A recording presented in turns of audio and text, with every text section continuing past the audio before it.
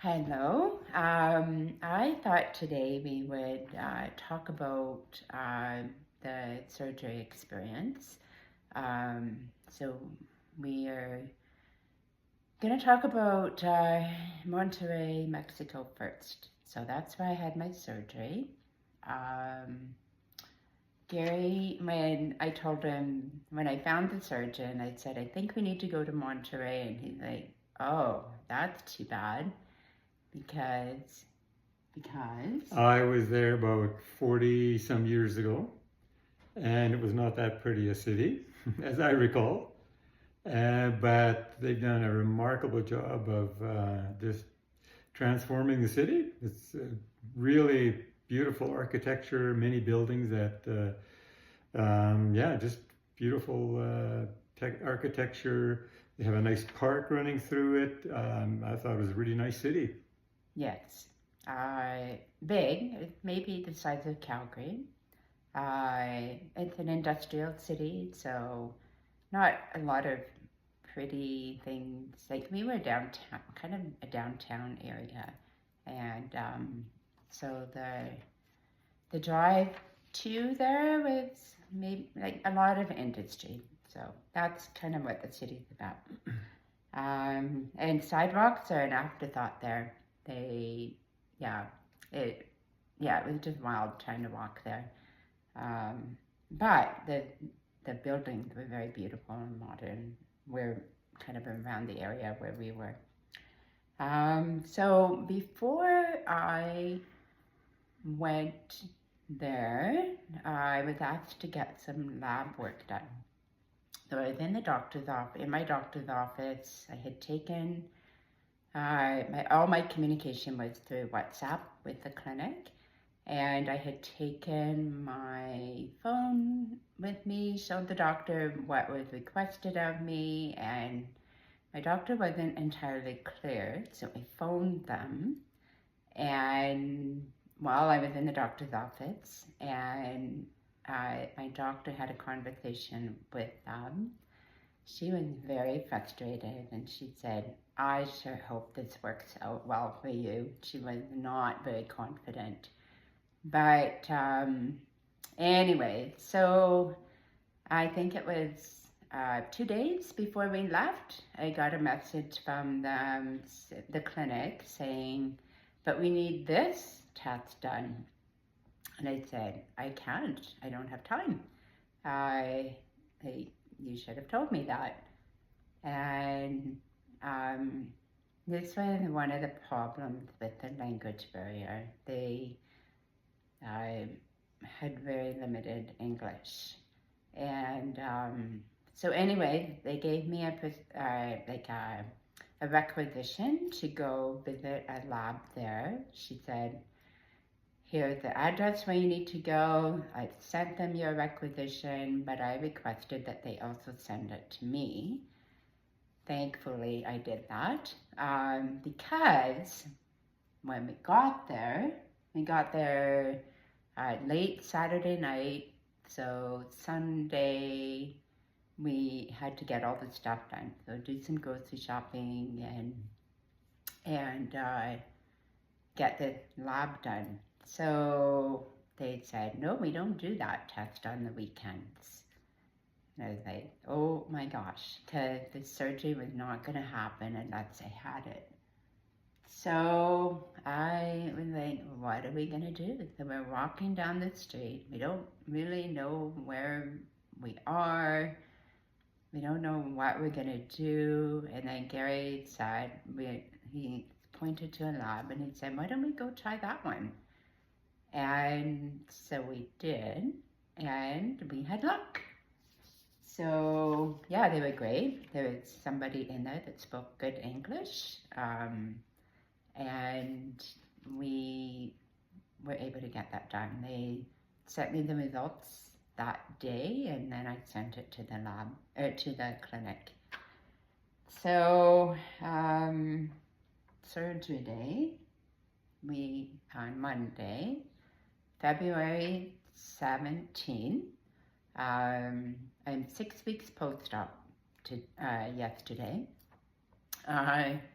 February 17th, we went in, they did some lymphatic massage, and then they got me ready for surgery. I was standing in front of the surgeon on this little platform thing with practically nothing on, and he's drawing on my body where he needs to do his work, and Garry was chuckling because... Well, he was squatting on the floor and didn't look very professional, but hey, looks isn't everything. So he had this Sharpie and he was marking up my wife. Yeah. So they gave me a pain block as well as put me to sleep, so I was not awake for that. I guess if they're taking out a small amount, you can be awake, but if they're taking out a large amount, you have to be put to sleep. So I was put to sleep. So day one, I was like, this is a piece of cake. If this is all I'm gonna feel, no problem. I even got in 8,000 steps that day, and remember I had surgery, so there wasn't a lot of time left to actually get that walking in, but I got 8,000 steps in that day after surgery. And then day two is like, I'm feeling a little bit. And day three, I was really feeling it.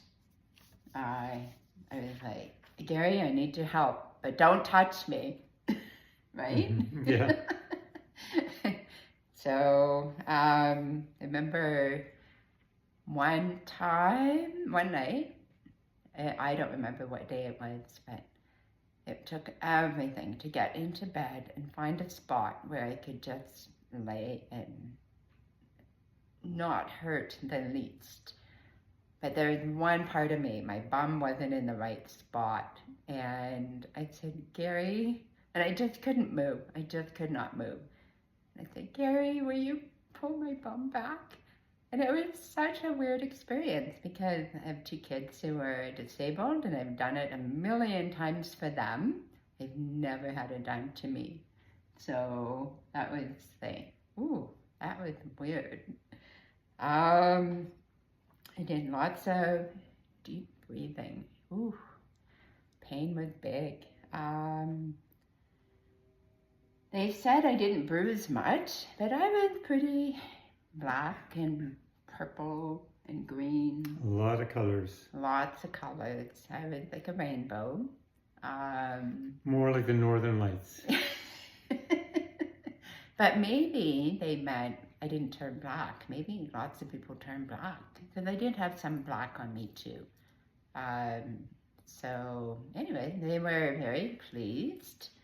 They were very pleased with how the surgery went, the results. Yeah. You have anything to add? No, Nope. It seemed to go very smoothly. The doctor came out and said it was a good success. So yeah, that was good. He made a comment about the color of my fat to Garry. He was happy with it. So I guess with lipedema, as time progresses, the fat turns white and very hard. And so he was happy that my fat was yellow. So, yeah. So we had a lovely hotel room. Really grateful that we researched hotels, and we found a hotel room that had a little bit of a kitchenette and a little bit of space. So we had a little chair and a desk and just somewhere other than a bed to sit. It was very nice. We had a gorgeous view. The mountains all the way around us. It was really beautiful. We had great breakfast every day. Mm-hmm. We had a very nice breakfast. You're not saying much. Oh yeah, I'm agreeing with everything you're saying.